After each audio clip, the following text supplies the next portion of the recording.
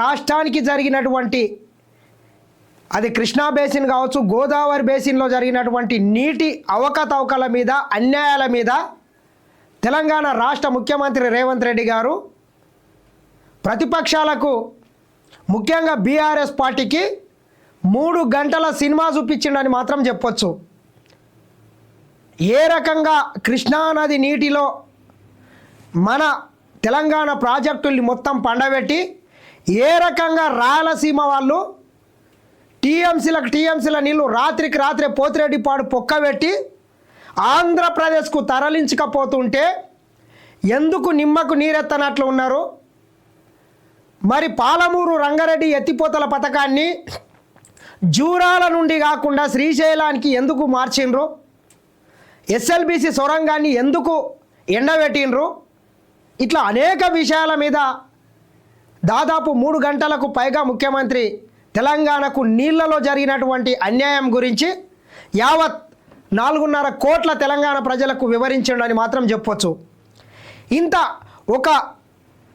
ఒక ప్రధానమైనటువంటి అంశం మీద అసెంబ్లీలో చర్చ జరుగుతుంటే ప్రతిపక్ష నాయకులు, ప్రతిపక్ష పార్టీలు అసెంబ్లీని బైకాట్ చేసి వాళ్ళు బయట తిరుగుతున్నారంటే ఇక వాళ్ళ చిత్తశుద్ధి ఏ పాటో అర్థం చేసుకోవాలి. ఇప్పటికే తెలంగాణ ప్రజలు ఏ ఎన్నికొచ్చినా బుద్ధి చెప్పిండ్రు, వాతలు పెట్టిండ్రు, అయినా కానీ బుద్ధి మారట్లేదు. మీ బుద్ధి మారాలేరా బాబు అంటే మీ బుద్ధి మాత్రం మారతలేదు. ఇంకేమంతా మార్చుకుంటాం కానీ కుదరదు, మా బుద్ధి ఇదే, మాది కుక్క తోక, దీనికి రాయి కట్టినాయని చక్కగా కాదు. ఆయననేమో ఫామ్ హౌస్లో అనుకుంటే వీళ్ళు పోయి రోడ్ల మీద తిరుగుతున్నారు. ఆ గన్ పార్క్ చుట్టుకెళ్ళి అక్కడికి వెళ్ళి ఇక్కడికి వెళ్ళి ఏంది ఇదే? 10 ఏళ్ళు ఈ తెలంగాణ రాష్ట్రాన్ని మీరు ఏం ఉద్ధరించిండ్రు? ఏ రకంగా నాశనం చేసిండ్రు? ఏ రకంగా దోసుకున్నారు? కమిషన్ కేవలం మిత్రులారా, కేవలం వీళ్ళకు రావాల్సినటువంటి కమిషన్ల కోసం మాత్రమే ఈ ప్రాజెక్టుల డిజైన్లు మొత్తం మార్చిండ్రు. ఎందుకంటే పాత డిజైన్ల ప్రకారం కట్టినట్లయితే అప్పటికే టెండర్లు అయిపోయినాయి, దాంట్లో కమిషన్ పెద్దగా వచ్చే అవకాశం లేదు. పైగా వీళ్ళు అనుకున్న వాళ్ళకు ఆ టెండర్ రాదు. ఇట్లా వీటన్నిటిని సాకు చూపి నీళ్లలో మాత్రం తెలంగాణ రాష్ట్రాన్ని నిండా దోషి వీళ్ళు మాత్రం వేల కోట్ల రూపాయలు శ్రీమంతులైనరని మాత్రం చెప్పవచ్చు. ఆగర్భ శ్రీమంతులైనరు. శ్రీశైలం నుంచి నీళ్లకు అనుమతి ఇవ్వకుంటే జూరాల నుంచి తెచ్చుకుంటాం. శ్రీశైలం నుంచి పాలమూరు రంగారెడ్డి ఎత్తిపోతల పథకానికి నీళ్ళగానే కనుక అనుమతి ఇవ్వకుంటే మేము జూరాల నుంచి తెచ్చుకుంటాం. జూరాల అనేటటువంటిది మా తెలంగాణ రాష్ట్ర ఆధీనంలో ఉంటుంది. కాబట్టి జూరాల నుంచి నీళ్ళని తీసుకొని ఈ తెలంగాణని సస్యశ్యామలం చేస్తాం. ఎవడు ఆపుతాడో చూస్తా నేను. చంద్రబాబు ఆపుతాడా, జగన్మోహన్ రెడ్డి ఆపుతాడా, ఇంకెవడు వస్తాడో నేను చూస్తా అని చెప్పి ముఖ్యమంత్రి కరాఖండిగా చెప్పిండు. కొంతమంది సన్నాసులు చెప్తుంటారు చంద్రబాబు నాయుడు గురువు గారు అని చెప్తుంటారు. ఎవడు గురువు? ఎవనికి గురువు? ఎందుకు గురువు?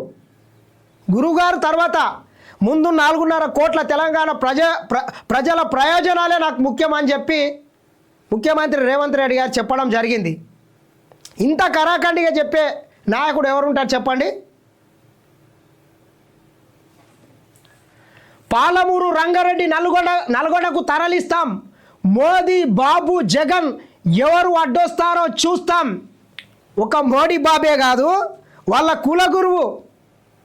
కులగురువు ఉన్నాడు కదా, ఈ దేశ ప్రధానమంత్రి నరేంద్ర మోడీ అడ్డొచ్చినా కానీ ఈ రాష్ట్ర ప్రజల, ఈ రాష్ట్ర హక్కులను మాత్రం తాకట్టు పెట్టనని చెప్పి తెగేసి చెప్పిండు. ఈ రకంగా చెప్పే దమ్ముందా కేసీఆర్? ఉందా కిషన్ రెడ్డి? కేటీఆర్ నీకుందా? హరీష్ రావు ఉందా? ఎవరికి ఉన్నది? పొద్దుగాల లేస్తే సిగ్గుచేరం లేకుండా వాడు దోస్తు వీడు దోస్తు అన్ని చిల్లర బల్లర వ్యాఖ్యలు చేస్తారు. ఎవరు దోస్తి, ఎవరికి దోస్తానుంటే మీకుంటుంది.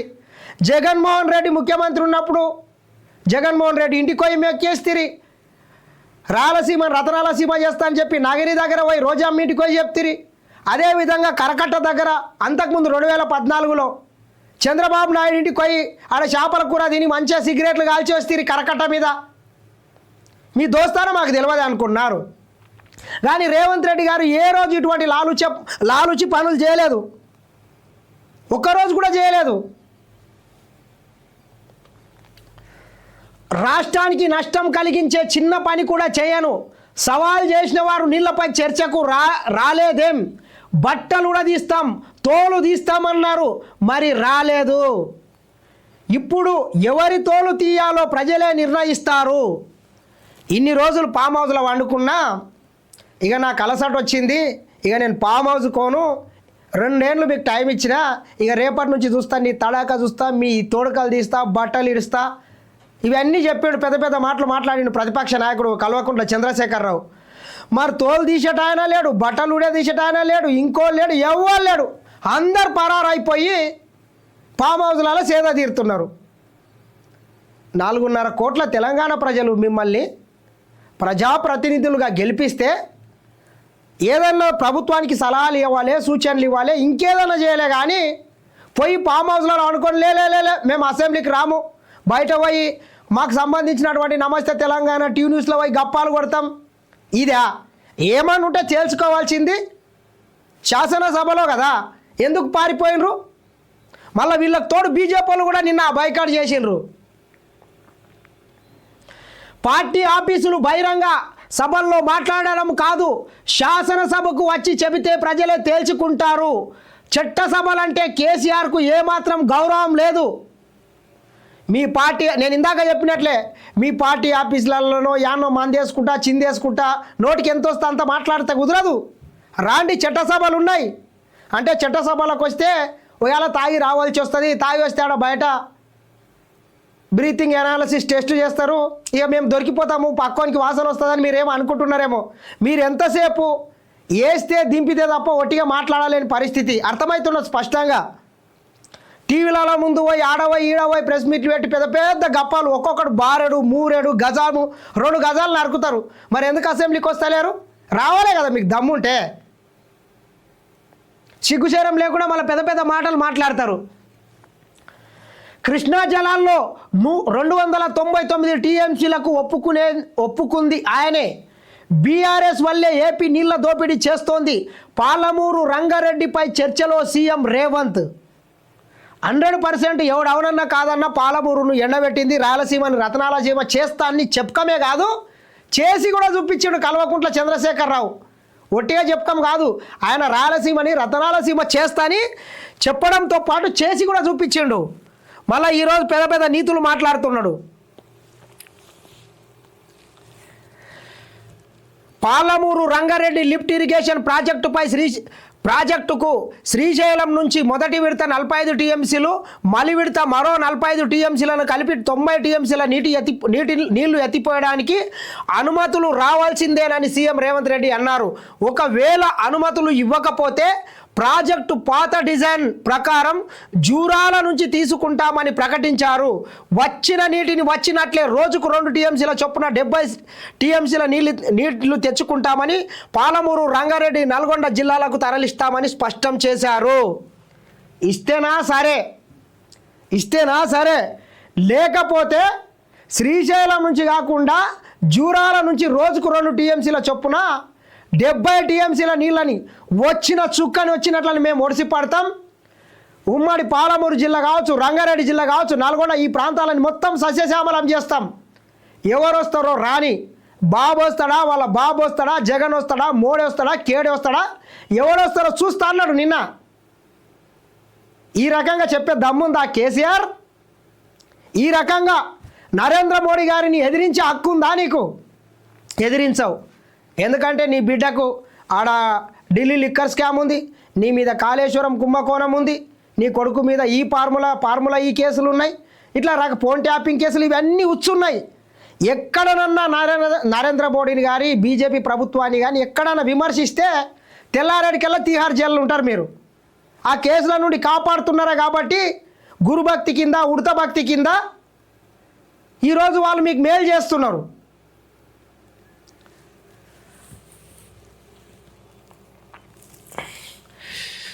చంద్రబాబుతో మాట్లాడి రాయలసీమ లిఫ్ట్ ఆపిన తెలంగాణ గొంతు కోసింది కేసీఆర్. సీఎం రేవంత్ రెడ్డి చంద్రబాబు నాయుడుతో నేను మాట్లాడి రాయలసీమ లిఫ్ట్ ఇరిగేషన్ లిఫ్ట్ని నేను ఆపించిన, నీవు ఆ రోజు కట్టుకోమని చెప్తే నేను దాన్ని ఆపించినని చెప్పి ముఖ్యమంత్రి చెప్పిండు. తోలు తీస్తా అంటే నాలుక కోస్తాం. కృష్ణా జలాలపై చర్చించేందుకు దమ్ముంటే అసెంబ్లీకి రావాలని కేసీఆర్ హరీష్ను హుందాగా ఆహ్వానించాం, కానీ సభ పెడితే కాంగ్రెస్ వాళ్ళ బట్టలు ఉడదీస్తాం, తోలు తీస్తాం అంటూ కేసీఆర్ అహంకార పూరితంగా మాట్లాడారు. ఒకవేళ కేసీఆర్ గనక సభకు వచ్చి చర్చలో పాల్గొని ఉంటే, వాస్తవాలు మాట్లాడితే ఎవరి బట్టలు ఎవరు ఉడదీస్తారు, ఎవరి తోలు ఎవరు తీస్తారు అనేది ప్రజలందరికీ తెలిసేది. ఇష్టం వచ్చినట్లు మాట్లాడితే నాలుక కోస్తాం.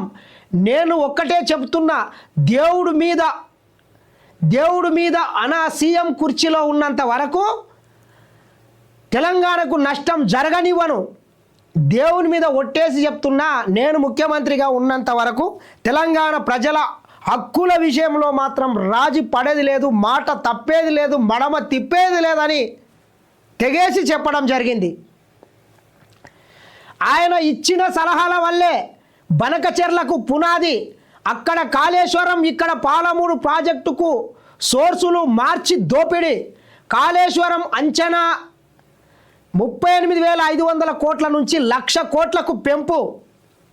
ఆ రోజు డాక్టర్ బిఆర్ అంబేద్కర్ ప్రాణహిత చేవెళ్ళ సృజల శ్రావంతి పేరు మీద తమ్మిడిహట్టి నుంచి చేవెళ్ళ వరకు నీళ్ళని తీసుకొని రావాలని చెప్పి 35,000 కోట్లతోని ఆ ప్రాజెక్టుకు రూపకల్పన చేసి దాదాపు 10,000 కోట్ల రూపాయలకు సంబంధించినటువంటి వర్కులు మొత్తం జరిగినా కానీ కేవలం ఆ ప్రాజెక్టు డిజైన్ ఎందుకు మార్చిండ్రా అంటే 35,000 కోట్ల నుంచి 35,000 కోట్లతోని పూర్తి కావాల్సినటువంటి ప్రాణహిత చేవెళ్ళ సృజల శ్రావంతిని 1,00,000 కోట్లకు పెంచి ఎందుకు పెంచిండ్రా అంటే కమిషన్ల కోసం.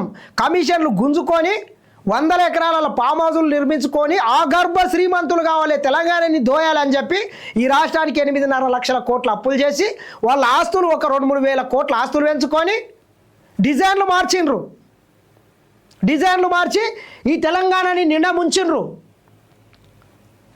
పాలమూరు అంచనాలు 32,800 కోట్ల నుంచి 90,000 కోట్లకు పెంచిండ్రు. 32,800 కోట్ల నుంచి 90,000 కోట్లకు ఈ పాలమూరు రంగారెడ్డి ఎత్తిపోతల పథకాన్ని కూడా మార్చిండ్రు, అంచనాలు పెంచిండ్రు, రీటెండర్లు పిలిచిండ్రు. కానీ పనులు చేసిండ్రా అంటే చేసిన పాపాన పోలేదు. రంగారెడ్డిలో కావచ్చు, నల్గొండలో కావచ్చు, ఎక్కడ ఒక తట్టేడు మట్టి ఒక ఇటుక పిల్లన నేయలేదు. మళ్ళీ పెద్ద మాటలు నోరు తెరిస్తే డిపిఆర్ లేకుండానే 27,000 కోట్ల ఖర్చు చేసిండ్రట. తెలంగాణ నీటి హక్కులపై రాజీ పడేది లేదు, బతికినా సచ్చినా తెలంగాణ కోసమేనని వెల్లడి. కృష్ణా జలాలు పాలమూరు ప్రాజెక్టుపై అసెంబ్లీలో సీఎం ప్రసంగం.